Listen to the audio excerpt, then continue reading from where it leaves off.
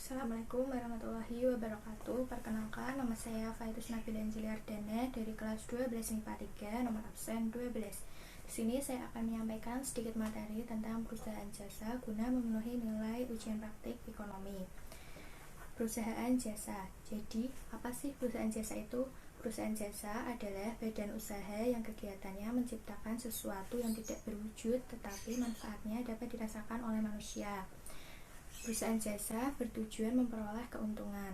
Pada perusahaan jasa, proses produksi dan penjualan dapat berlangsung apabila terjadi kesepakatan antara produsen dan konsumen. Contoh perusahaan jasa antara lain laundry, salon, bengkel, penginapan, sewa mobil, dan lain-lain.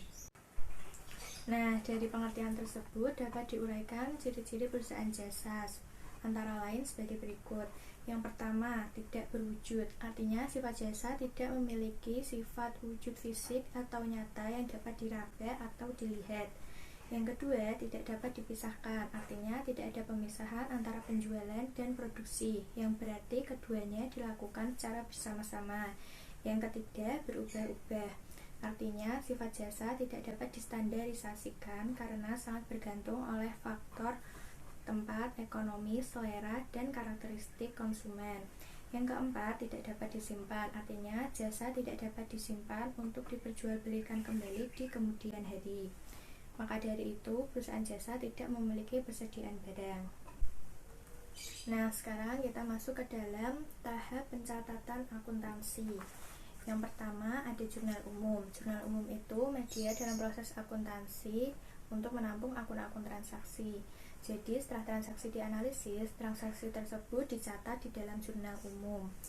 Hasil transaksi terdiri dari dua akun, yaitu akun yang dicatat di sisi debit dan akun yang dicatat di sisi kredit. Jurnal umum tersebut memiliki fungsi. Yang pertama yaitu fungsi pencatatan. Semua transaksi harus dicatat di dalam jurnal. Yang kedua, fungsi historis. Semua transaksi harus dicatat berdasarkan kronologis atau urutan waktu. Dan yang ketiga, transaksi analisis. Untuk menentukan nama akun, jumlah yang dicatat, dan di sisi mana pencatatan debit atau kredit itu dilakukan.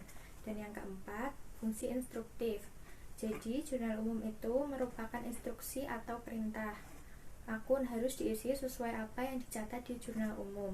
Jika instruksi tidak diikuti, akan terjadi kesalahan pengisian akun. Nah, sekarang saya akan tunjukkan tabel jurnal umum. Yang pertama ada tanggal, kapan transaksi itu dilakukan. Yang kedua ada kode bukti pembukuan. Ini opsional sih, kalau ada kodenya ditulis, kalau nggak ada ya nggak usah. Yang ketiga ada akun atau keterangan, contohnya kas, piutang, perlengkapan, dan lain-lain. Yang keempat ada ref, ini nomornya. Yang kelima ada debit, contoh kas. Jika kasnya bertambah, berarti di kolom debit ini diisi dan di kredit di strip. Setelah jurnal umum, yang kedua yaitu ada buku besar.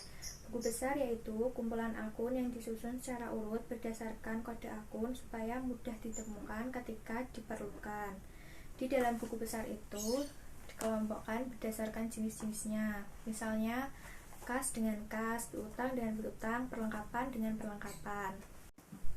Ini ada contoh tabel buku besar. Contohnya kode 101 kas, berarti isinya tentang keluar masuknya uang kas. Terdiri dari tanggal, keterangan, debit, kredit, saldo, debit, dan kredit. Yang kedua ada contoh kode 102 piutang. Ada tabel tanggal, keterangan, debit, kredit, saldo, debit, dan kredit. Sama kayak yang kas tadi. Sekarang kita masuk ke dalam tahap pengikhtisaran. Di sini saya hanya akan membahas tentang neraca saldo. Jadi setelah kita susun urut nama akun di buku besar, kita pindahkan ke neraca saldo. Neraca saldo itu daftar yang memuat seluruh saldo dari akun-akun yang terdapat di buku besar. Saya beri contoh tabel neraca saldo. Tabel neraca saldo terdiri dari kode akun, nama akun, debit, kredit, dan jumlah. Kode akun diisi contoh 101 kas, 102 piutang.